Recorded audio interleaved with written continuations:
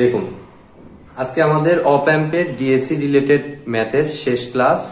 তো এর আগের ভিডিওতে আমি অপ্যাম্পের ডিএসি রিলেটেড একটি বেসিক ক্লাস করিয়েছি, যেটিতে ছিল আমাদের একটি প্রবলেম সলভের মাধ্যমে আমি ওই ক্লাসটি করিয়েছি। আপনাদের সমস্যা থাকলে সেই ক্লাসটি অবশ্যই দেখে আসুন। তো আমি এখানে এই বরাবরের মতোই ডিএসির আরেকটি ম্যাথ দিয়েছি, যে এখানে ডিজিটাল সিগন্যাল ইনপুট এবং অ্যানালগ সিগন্যাল আমাদের আউটপুট হয়। তো এরকম একটি সার্কিট দিয়েছি, V1, V2, V3 এগুলো input, 10 kilo ohm, 20 kilo ohm এবং 40 kilo ohm resistor, 10 kilo ohm V output. এ নাম্বার কোশ্চেনে বলছে determine V output for V1, V2, V3 equal to 0, 1, 0। যদি 0, 1, 0 হয় তাহলে মানে ভি আউটপুট কত হবে, দ্বিতীয়টাতে 1, 1, 0 হলে ভি আউটপুট কত হবে, 3 নাম্বারটা উল্টো ভাবে দেওয়া, অর্থাৎ ভি আউটপুট যদি 1.25 ভোল্ট হয় তাহলে আমাদের V1, V2, V3 কত হবে। একইভাবে ডি নাম্বারটা ভি আউটপুট যদি 1.75 ভোল্ট হয় তাহলে V1, V2, V3 টা কত হবে। তো আমরা স্টেপ বাই স্টেপ এটা সলভ করি। প্রথমে আমাদের এ নাম্বার কোশ্চেনে বলছে, এ নাম্বার কোশ্চেন অনুযায়ী দেখুন আমাদের V1, V2, V3 0, 1, 0। That means আমরা এই জায়গাটাতে জাস্ট 0, 1, 0 টা বসিয়ে দেব। ফার্স্ট স্টেপ হলো এটা। এখন আমাদের প্লাস ভোল্টেজটা হচ্ছে গ্রাউন্ড করা, মানে হচ্ছে এটা 0, তাহলে এই ভোল্টেজটাও 0 হবে। তাহলে এখন এখান থেকে কারেন্ট জেনারেট হচ্ছে I1, এখান থেকে কারেন্ট জেনারেট হচ্ছে I2 এবং এখান থেকে কারেন্ট জেনারেট হচ্ছে I3। ফাইনালি এটা ফিডব্যাক কারেন্ট। তো এটা অনুযায়ী আমাদের কেসিএল যদি এখন অ্যাপ্লাই করি তাহলে আমাদের I1 plus I2 plus I3 is equal to IF। তাহলে I1 এর ভ্যালু আসে 0 minus 0 divided by 10, that means 0, plus I2 এর ভ্যালু আসে 1 মাইনাস 0 ডিভাইডেড বাই 20, মানে 1/20, 1 minus 0 divided by 20, plus I3 আমাদের আসতেছে 0 মাইনাস 0 মানে 0 ডিভাইডেড বাই 40 মানে 0, আর IF আমাদের আসতেছে 0 minus V out divided by কত 10। এখন জাস্ট এটাকে ক্যালকুলেশন করলে এই 10টা এখানে চলে আসবে, তাহলে 10/20 মানে মাইনাস 0.5 ভোল্ট। ঠিক আছে, মাইনাস 0.5 ভোল্ট। তো আমার কোশ্চেন অনুযায়ী এটা অ্যাকচুয়ালি ভি নটের মডুলাস হবে, কারণ এখানে সব মাইনাস ভ্যালু আসবে। ঠিক আছে, তো এবার আমরা দেখি বি নাম্বার কোশ্চেনটাতে কি বলছে। একইভাবে ইনপুট চেঞ্জ করে দিচ্ছে, 1, 1, 0 দিচ্ছে, তাহলে আমরা জাস্ট এটাতে 1 দিলাম, 1, 1, 0। তাহলে চেঞ্জ হবে কোন জায়গাটাতে, এই লাস্টেরটা যা আছে তাই, এটাও যা আছে তাই, জাস্ট এটা চেঞ্জ হয়ে আমাদের কত হবে 1 মাইনাস 0 ডিভাইডেড বাই কত রেজিস্ট্যান্স I1, 10 রেজিস্ট্যান্স।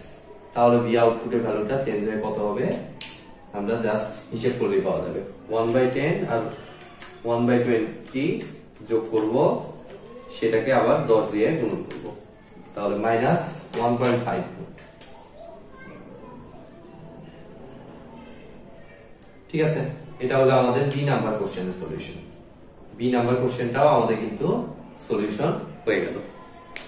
এবার হচ্ছে সি নাম্বারটা একটু ঠান্ডা মাথায় একটু ক্যালকুলেশন করতে হবে। এবার উল্টো সাইড থেকে দেওয়া, অর্থাৎ ভি আউটপুট সমান 1.25 ভোল্ট হলে আমাদের ইনপুটটা কত হবে।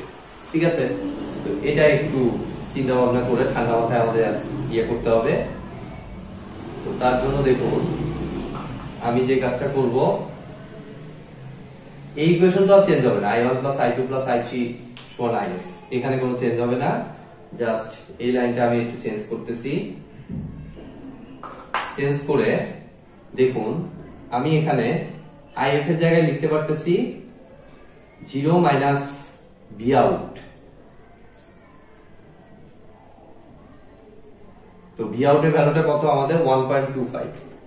তো এটাকে আমরা একটা কাজ করি, যেহেতু এটা ভি নটের মডুলাস ভ্যালু, 0 মাইনাস 1.25 করলে মাইনাস কারেন্ট আসবে।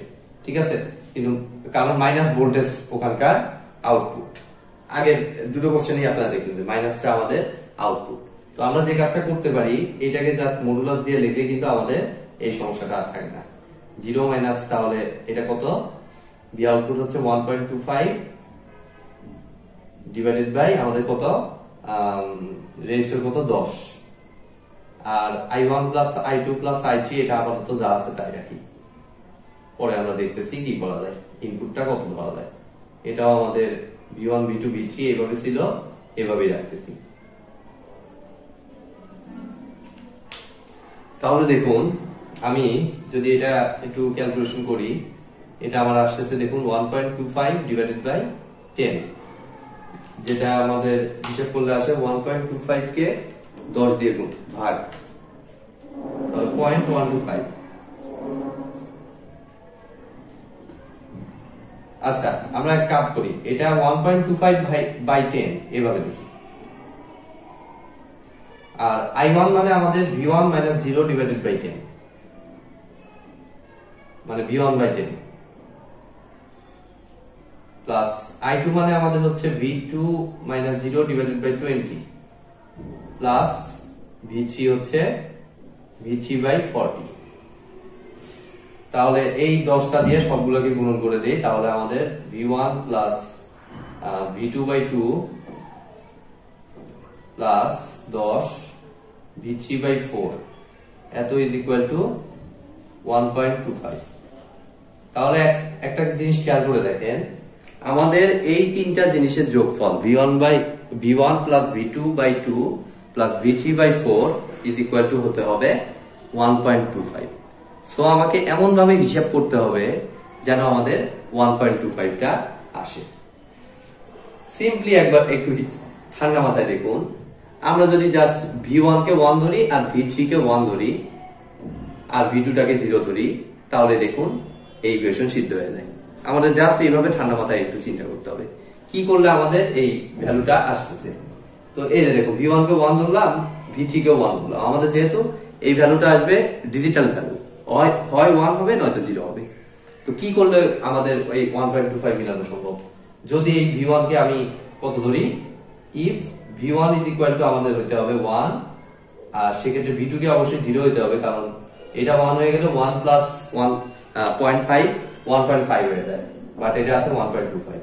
সো v2 কে অবশ্যই 0 ধরতে হবে এবং v3 সেক্ষেত্রে হবে 1। যদি v3 1 ধরি তাহলে 1/4 মানে 0.25, তাহলে 1 এর সাথে 0.25 যোগ হয়ে 1.25। অর্থাৎ এক্ষেত্রে আমাদের ইনপুটের ইয়েটা হবে হলো v1 v2 v3 is equal two just হবে 101। ঠিক আছে, সিম্পল। এবার সেম সিস্টেমে আমরা ডি নাম্বারটা দেখি, ঠান্ডা মাথায় দেখবো। জাস্ট এটা ডি, জাস্ট এখানে 1.25 এর জায়গায় আমার হবে 1. কত দিছে ভ্যালু, 75, 1.75 ধরলাম, তাহলে এটা আসে 1.75 বাই 10, তাহলে এখানে জাস্ট চেঞ্জ হয়ে এটা আসে 1.75। এখন জাস্ট চিন্তা করুন কি ভ্যালু ধরলে আমাদের এই তিনটা যোগফল 1.75 আসে। তো 1 তো আমার লাগবেই, এই যে 1 এখান থেকে পাচ্ছি, v1 এর 1, v3 তে 0.25 পাচ্ছি, আর শর্ট আছে কত 0.5। তো 0.5 জাস্ট এই v2 টাকে যদি আমরা 1 ধরি, তাহলেই দেখুন আমাদের এই তিনটা যোগফল 1.75 আসতে বাধ্য। ঠিক আছে, দেখুন যোগ করে দেখুন, 1 প্লাস 1/2 প্লাস 1/4 যোগ করলে আমার কিন্তু 1.75 আসতেছে।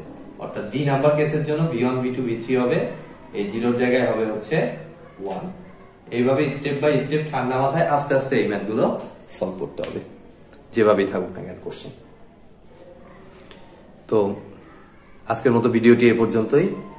ভিডিওটি যদি ভালো লেগে থাকে অবশ্যই ভিডিওতে একটি লাইক দিবেন, বন্ধুদের সাথে বেশি বেশি শেয়ার করবেন, আর চ্যানেলে নতুন হয়ে থাকলে অবশ্যই চ্যানেলটি সাবস্ক্রাইব করবেন। ধন্যবাদ।